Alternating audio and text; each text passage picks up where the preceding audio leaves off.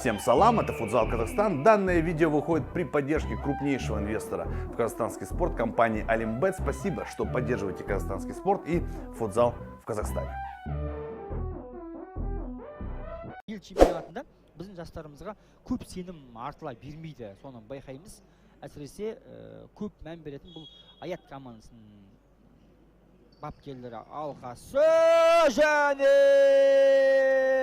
қандай тамаша гол соғылды қазір.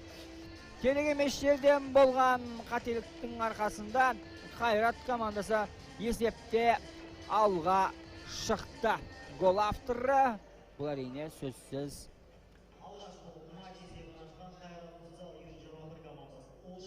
он үшін Миран Кешубаев. Кешубаев бұл Қайраттың негізгі құрамында жүрген. Осекен Алтынбек. Амандосов пас өтті. Енді бір соққы ғой. Бірден не үшін тоқтап қалды қазір. Бірден бере салу керек еді. Және екінші гол. Қайрат жастары осылайша екінші голды соғып, бақаттық қарсыластарын қапы қалдыруда. Әлгінде оның алдындағы мүмкіндікте бәлки Жұмахмет Әжмұқан қақпаның алдында бірден соққы бағыттағанда олай болмайтын ба еді. Кім ойлайды? Сұлтан Құрманғазыұлы кешеде гол соққан бұл ойыншы, бүгінде гол соқты, кешеде екінші гол соққан. Сөйтіп Мақат тайм-аут алды. Көрейік не болатынын.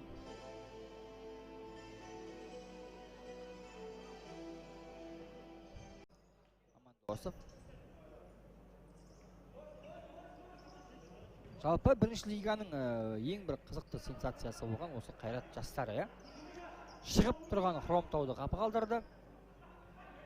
Енді міне Мақатты қазір жарыс жолынан шығару әбден мүмкін. Соққы қайда? Гол!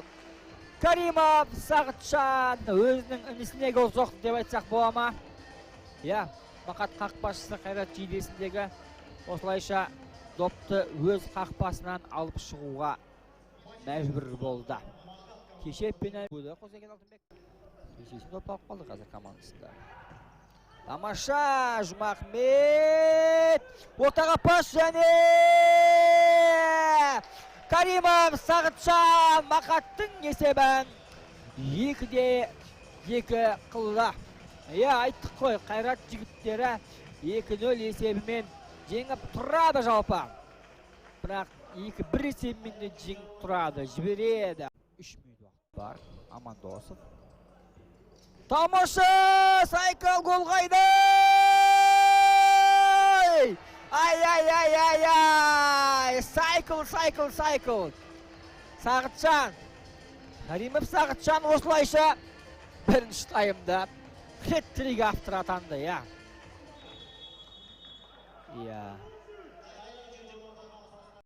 Сағытжан Каримов, Аман Рысқалиев негізгі құрам. Енді бейбіт Еркебұланның болмауы осы Рысқалиевтің алаңға шығуына әкеліп тұр. Әуелеген пас және Шарапиденов бұрын жетті! Жұмахмет Әжмұқанның голы! Күресте Қажмұқан мықты болса, футзалда Әжмұқан мықты деген сөз осы. 4-2 Шарапиденов ауадағы доптан қалайша көз жазып қалды деген сұрақ болып тұр осы жерде.